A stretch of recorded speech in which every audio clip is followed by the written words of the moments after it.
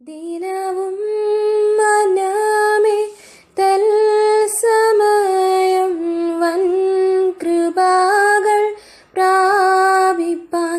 ദിനവും മനമേ തൽസമയം വൻ കൃപകൾ പ്രാപിപ്പാൻ.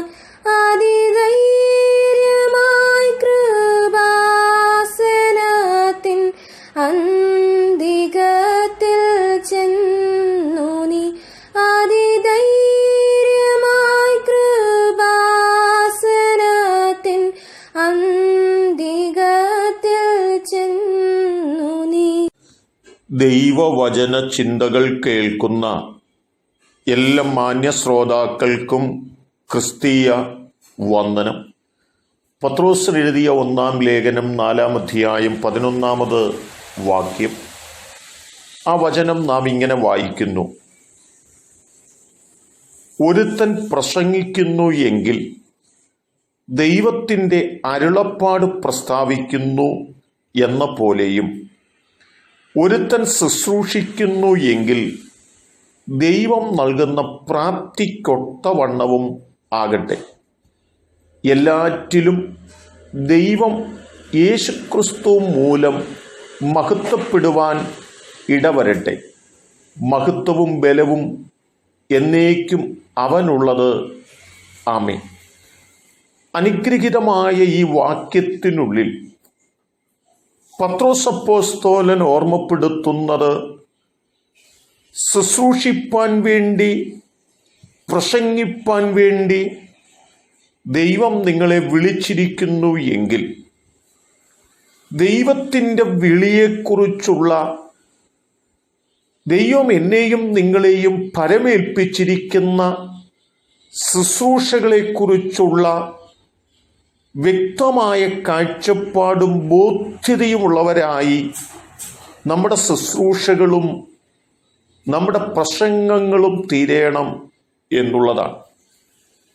ഒന്നുകൂടി വ്യക്തമാക്കി ഓർമ്മപ്പെടുത്തിയാൽ, നമ്മെ ദൈവം ഏൽപ്പിച്ചിരിക്കുന്ന കാര്യങ്ങൾ നാം ചെയ്യുമ്പോൾ പ്രാപ്തിക്കനുസരിച്ച് ചെയ്യുവാൻ ഉത്സാഹിക്കുകയും മാത്രമല്ല, അത് നമ്മുടെ നന്മയ്ക്കും നമ്മുടെ നേട്ടങ്ങൾക്കും നമ്മുടെ ഉയർച്ചകൾക്കും നമ്മുടെ പുകഴ്ചയ്ക്കും വേണ്ടിയിട്ടല്ല, അതിനപ്പുറത്ത് അത്യുന്നതനായ ദൈവത്തിൻ്റെ നാമത്തിൻ്റെ മഹത്വത്തിന് അത് കാരണമായി തീരണമെങ്കിൽ ദൈവത്തിൻ്റെ ആ അരുളപ്പാടുകൾ നാം പ്രസ്താവിക്കുമ്പോൾ അത് ദൈവത്തിനു വേണ്ടിയാണ് എന്നുള്ള ആഴമായ കാഴ്ചപ്പാടോടുകൂടി ശുശ്രൂഷിക്കുകയും പ്രസംഗിക്കുകയും ചെയ്യേണ്ടതുണ്ട് എന്നുള്ളതാണ്.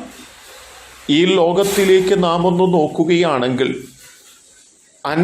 നിരവധി ആളുകളുടെ പ്രസംഗത്തിനകത്തും അവരുടെ ശുശ്രൂഷകൾക്കകത്തെല്ലാം ദൈവത്തിൻ്റെ മഹത്വത്തിനപ്പുറത്ത് അവരുടെ വ്യക്തി താല്പര്യങ്ങളും അവരുടെ ഉയർച്ചകളും അവരുടെ പുരോഗതികളും നന്മകളും അവർ നോക്കുന്നു എന്നുള്ളത് കൃത്യമായി കാണുവാനും മനസ്സിലാക്കുവാനും കഴിയുന്നുണ്ട്. എന്നാൽ ദൈവം ആഗ്രഹിക്കുന്നത് അതല്ല. ദൈവം നമ്മോട് പറയുന്ന കാര്യങ്ങൾ അതിൻ്റെ ഗൗരവത്തോടുകൂടി, അതിൻ്റെ ആശയത്തിൽ തന്നെ മറ്റുള്ളവരുടെ കാതുകൾക്കകത്ത് അവർക്ക് ബോധ്യപ്പെടുന്ന തലത്തിൽ അത് ഓർമ്മപ്പെടുത്തുക എന്നുള്ളതാണ് ദൈവം നമ്മെക്കുറിച്ച് ആഗ്രഹിക്കുന്നത്. ആകയാൽ എന്നെ കേൾക്കുന്ന പ്രിയപ്പെട്ടവരെ, ദൈവം നമ്മെ ഏൽപ്പിച്ചിരിക്കുന്നത് നമുക്ക് വേണ്ടിയല്ല, നമ്മുടെ നന്മയ്ക്കും നമ്മുടെ നേട്ടങ്ങൾക്കും നമ്മുടെ സ്ഥാനങ്ങൾക്കും നമ്മുടെ മാനങ്ങൾക്കും വേണ്ടിയല്ല. അത് ദൈവത്തിനു വേണ്ടി, ദൈവത്തിൻ്റെ നാമത്തിൻ്റെ പുകഴ്ചയ്ക്കും മഹത്വത്തിനും വേണ്ടി നമ്മാൽ ആവോളം ഉത്സാഹത്തോടെ ചെയ്യുവാനും, ആ തലത്തിൽ ദൈവം ഏൽപ്പിച്ചത് വിശ്വസ്തയോടെ ചെയ്തു എന്ന് നമുക്ക് ചിന്തിപ്പാനും ദൈവത്തിന് അതേ നിലകളിൽ നമ്മോട് സംസാരിപ്പാനും കഴിയേണ്ടതിന് നമ്മെ സമർപ്പിക്കുന്നവരായി തീരാം. ദൈവം നമ്മെ സഹായിക്കട്ടെ.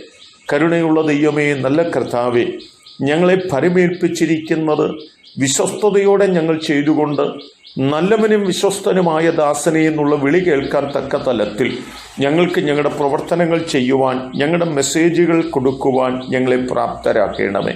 ദൈവം അങ്ങനെ ചെയ്യുന്നത് കൊണ്ട് സ്തോത്രം. യേശു കർത്താവിൻ നാമത്തിൽ തന്നെ ആമേൻ.